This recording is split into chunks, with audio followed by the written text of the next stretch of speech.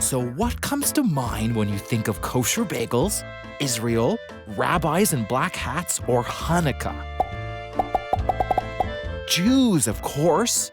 And of all major religions, Judaism is both one of the smallest, with only 13 million believers worldwide, and one of the oldest. How do I know? I grew up Jewish. And while I've not been practicing for many years, I thought it was about time to figure out what it means to be an Orthodox Jew today. And that's what's brought me here at the crack of dawn. It's 6:30 in the morning, and I've come to the Orthodox synagogue. I'm gonna meet Alex, and he's invited me to a bar mitzvah. Now, I'm Jewish, and I grew up in a Jewish household. The last bar mitzvah I've been to was my own, which was a bunch of years ago. Alex. Hey, Tevya, how's it going? Good morning. All right, let's go inside. So you've invited me to a bar mitzvah. Yeah.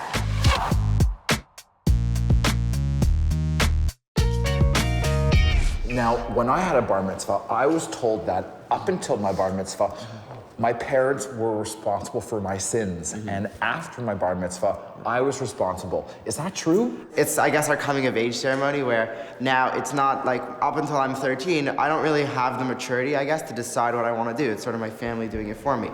At 13, I sort of have a little bit of a developed sense of what's right, what's wrong, and I'm now responsible for my actions to a higher degree, and so Judaism sort of becomes more me and less of my family chose it for me. With that, Alex invited me in to see a bar mitzvah actually taking place. And for me, it was Jewish deja vu all over again.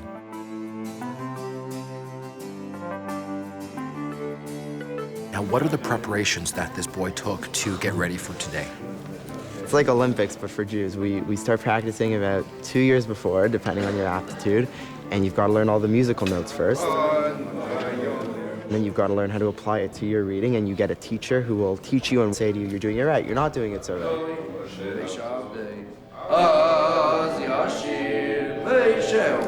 One of the most important moments for a bar mitzvah boy occurs when he finally gets to read in Hebrew, a language he's practiced for years, a passage from the Torah, the Jews' most holy book, often called the Law.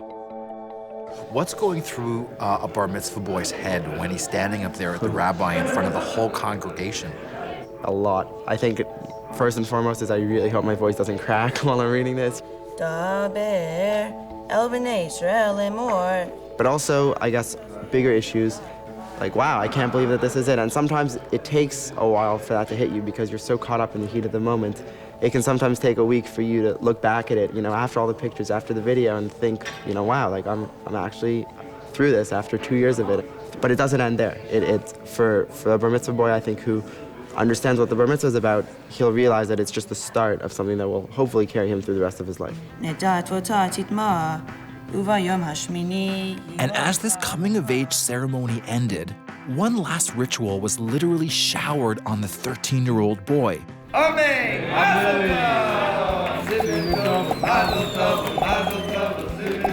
I found out later they were throwing candies at him to bless him with a sweet life, one deep in Judaism.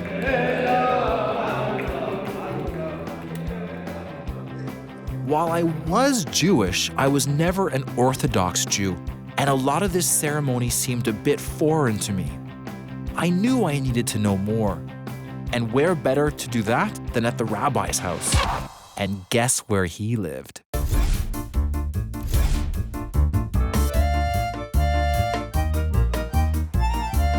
I'm on my way to the rabbi's house. Now, he lives right next door to the synagogue. The rabbi told me that the most important thing is family, and the rabbi has 7 kids. Mama. Yes, what? Can I love you? Oh, I love you. Love you, Liba. At the rabbi's house, I was to enjoy a kosher meal with his young and seemingly ever-expanding family. Hi. Hi. How are you? But before the supper was to be served, I was first going to get an up-close and personal post-bar mitzvah lesson from the rabbi's eldest son, Label. Label gave me a refresher course on what a tefillin is, the box that all devout Jewish men wear on their head during synagogue. At age 12, Jewish boys start to learn how to put this on. So after you have your bar mitzvah, then do you do this every day? Yeah. And are you excited about this? To you putting on Yeah. tefillin, does that mean you're a man? Yeah. So it's a good thing. Yeah. Okay, so tell me what to do.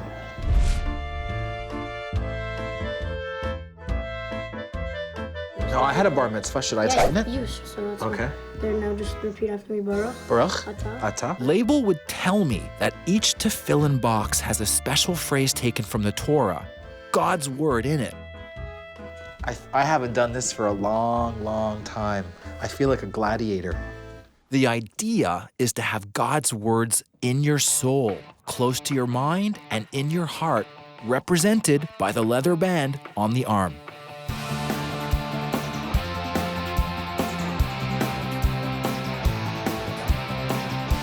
And after that, it was dinner time, kosher style, and another lesson on how to prepare a meal the Judaic way. Label, you want to show Tevya how to wash for Hamaitzi? Do you do this every time you eat? Before we eat bread. One second, Tevya, we're going to get you a kippah, right? Okay.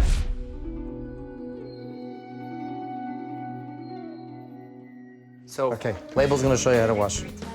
Okay, so what do I do? I'm gonna pour first on your right hand 3 times. Yeah. Now the water's really cold. Does it have to be cold? No. Okay. Yeah. And then you're gonna make a bracha, Baruch, Baruch. Atah, Atah. Adonai, Adonai. Eloheinu, Eloheinu. Melech Haolam, Melech Haolam. Asher, Asher. Tishanu, Kedishanu. Mitzvotav, V'tzvitav. and Al Netilat Yadayim. Al Netilat Netilat Yadayim. Yadayim. And with that, kosher pizza. This is kosher pizza. It's kosher pizza. What makes pizza kosher? The ingredients that are used can have either animal ingredients, which are not from kosher animals, or from kosher animals that were improperly slaughtered. But it has to be made in vessels or utensils that are all kosher.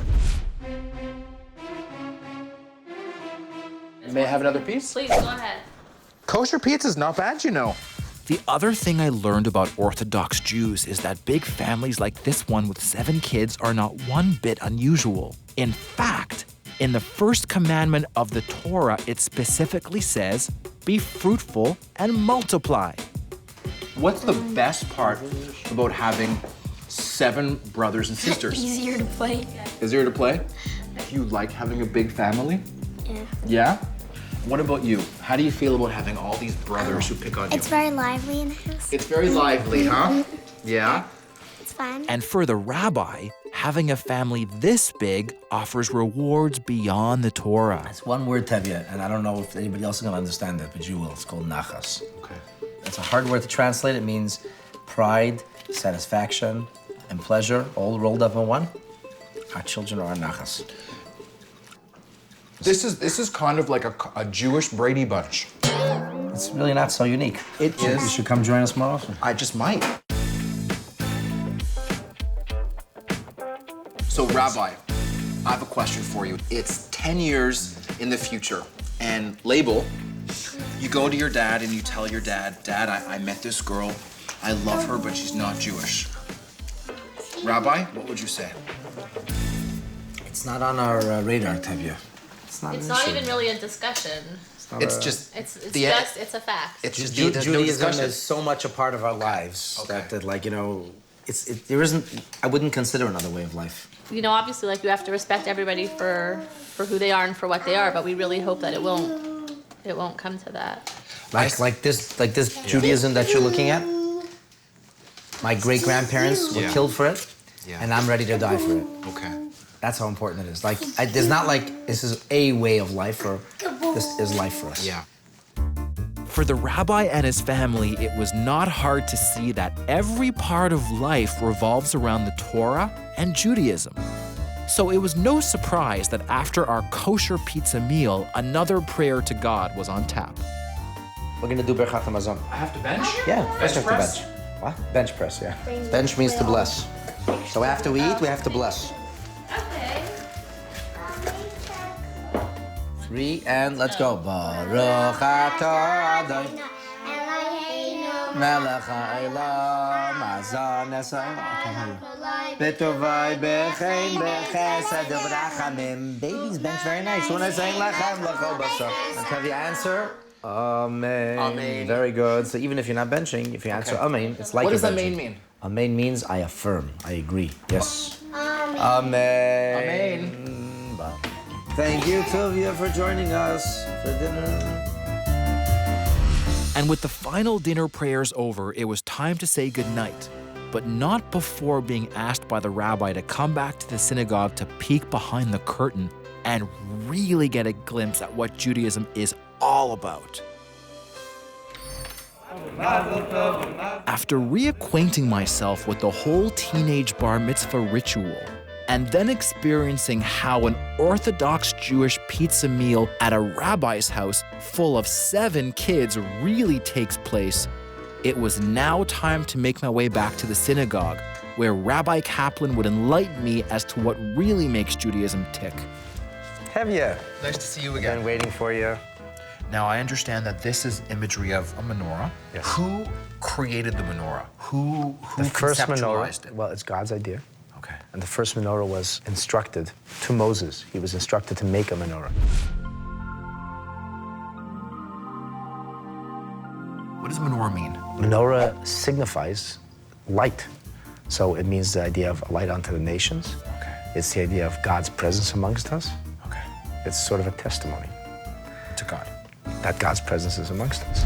For centuries, the 7-stemmed menorah was used to light the entrance to the holiest place in all of Jewish history, Solomon's temple in Jerusalem. But it is the 9-stemmed candle that most of us are familiar with seeing during Hanukkah. For this candle symbolizes the retaking of the temple in a great military victory 2,000 years ago. And they recapture the temple, and they light a menorah that looked like this. And that menorah burned miraculously for 8 days, hence our Hanukkah celebrations and our kindling of menorahs for 8 days.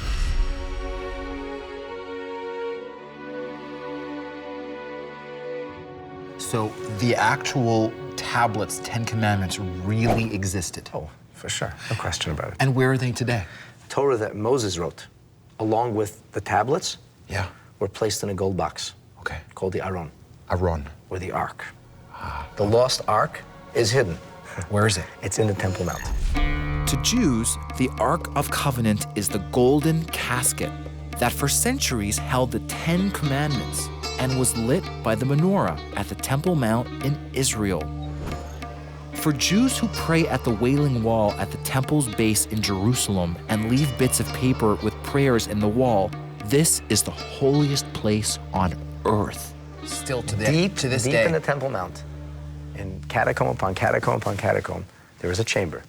And in that chamber sits the Ark, the tablets, and the Torah scroll. So wait, when you say tablets, you mean the 10 Commandments that I mean, were the given 10 to Moses Commandments that are were given to actually Moses. sitting there? They're actually sitting there. It resonates spiritual power from there. That's why whenever Jews pray, for thousands of years, we face Jerusalem. And those prayers are based on the knowledge and beliefs written in the Jews' most holy scroll, the Torah. Copies are found in every synagogue in the world. So why is the Torah given such reverence? The Torah, or the Torah scroll, comprises the first 5 books of what the world calls the Old Testament. The first 5 books of what we call the Bible. So the scroll really contains the essence of God's wisdom to us. Next, the rabbi showed me what was hiding behind the doors and the golden curtains. We have metal ornaments, silver, gold, which we use to show our adulation. Now this I remember from my bar mitzvah. I had a pointer. And it's very important when you read the Torah, you have to stay on word. Right. Because I memorized it. Ah, that's no good. That's no good. You have to read it. You have to read the Torah. We don't actually touch the Torah scroll, that's why you have a pointer. So you're using the pointer instead of touching the parchment yourself. For 2 reasons. One, because the chemicals in our fingers will ruin it, or it's disrespectful. More importantly, the respect issue.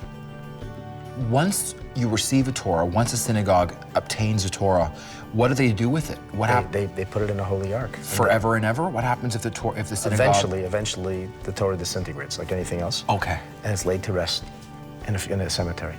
You actually bury it? We actually bury it. We give it the dignity we give of human remains. I didn't know that. You're learning all kinds of things Yes. today, Tevya. This is great. This is great. And with that, it was time to keep my greasy hands off the sacred Torah and pack it away. But my Judaism adventure was far from over.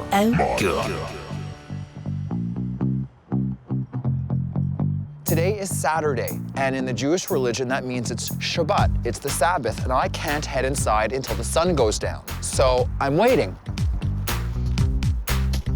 And I'm freezing. And I'm waiting. And I'm freezing. And I'm waiting.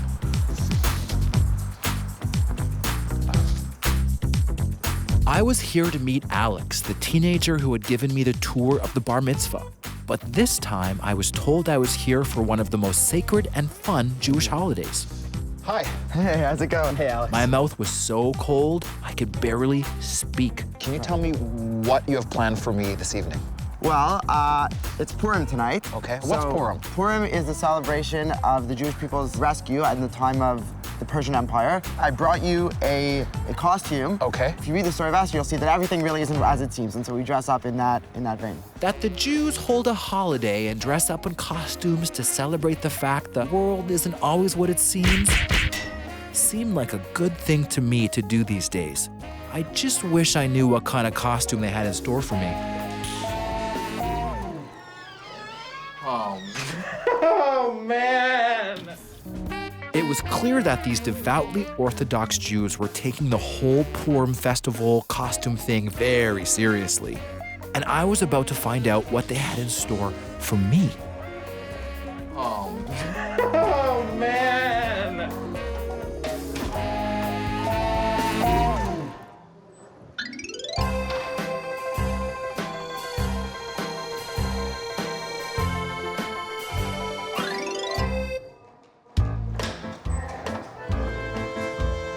Hey, how's it going? How come I'm dressed like a bunny and you're not? I think it works for your legs. So what's next? Well, right now we're going to read the Megillah. Okay. It's Hebrew for scroll. We read the story of Purim as a community. Okay. And actually that's going on right now. It's going on inside. I learned that the Purim miracle is based on the Torah's book of Esther, a story of how a beautiful girl, Esther, concealed the fact that she was a Jew and married a Persian king. After earning his love, she revealed her Jewishness, thus saving her people from an annihilation plot by the evil Haman. So this is the text in Hebrew and in English.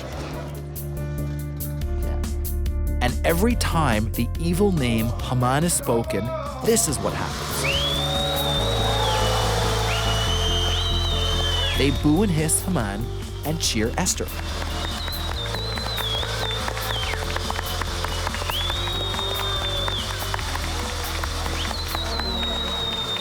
Oh.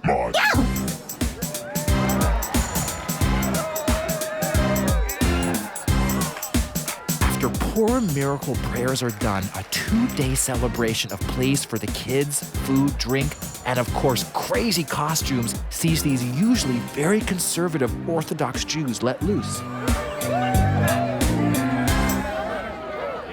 Hey, is Purim like Halloween? Like, not really, because it's No? like, Okay. we get candy, but it's not like, we don't get it for the reasons like people do in Holland.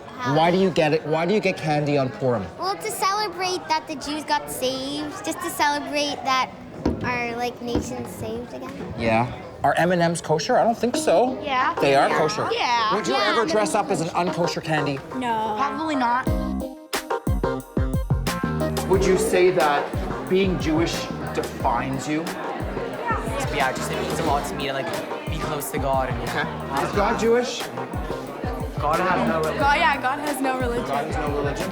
I think that most people have a God that they believe in, and it's not something that's specific to Judaism. Also, like God isn't only the God of the Jewish people. God is the God of like every person on earth. So God isn't a religion. He's the God of everyone. What's the best part about Purim? Dressing up. Dressing up? Yeah. Hi.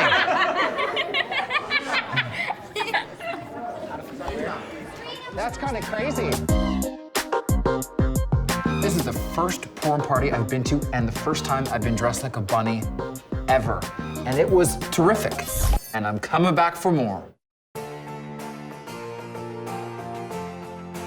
The next day, Alex supplied me with a much less conspicuous costume.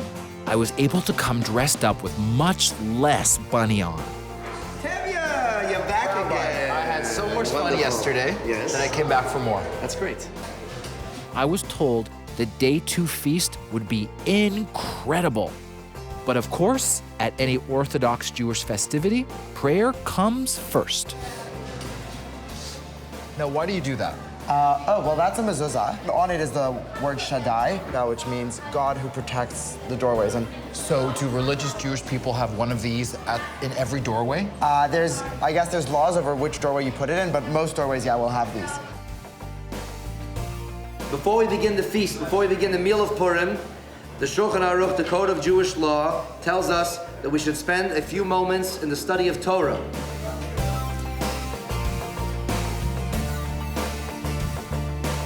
Amen.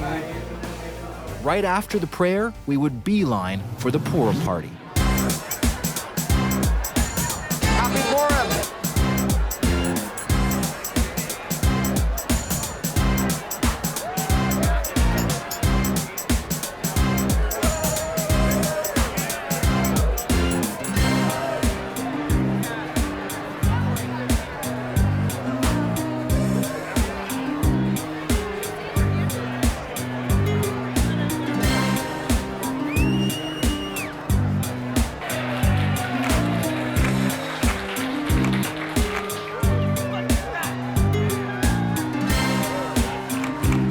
Almost seemed like a parallel universe inside the Purim party.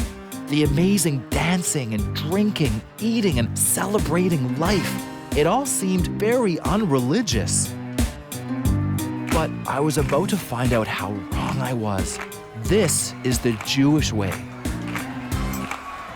There are some religions that say that the way in which I guess, elevate myself and connect myself to the Creator is to abstain from everything. I abstain from physical pleasures such as intimacy. I abstain from physical pleasures such as drinking wine, eating meat. Judaism says that you can and you must connect, to the world through the physical. You must elevate the physical as opposed to abstaining from it. And that was the message these Orthodox Jews had for me. The Torah, family, community. It was all about celebrating human life. Enjoy it. Enjoy your life. But also believe in God. So the Purim party just ended, and I have a terrible stomachache from eating too much food, and I drank too much, and my back hurts from dancing the Megillah with all the men and the rabbi. And the food was definitely way better than my Bar Mitzvah. Just don't tell my parents that.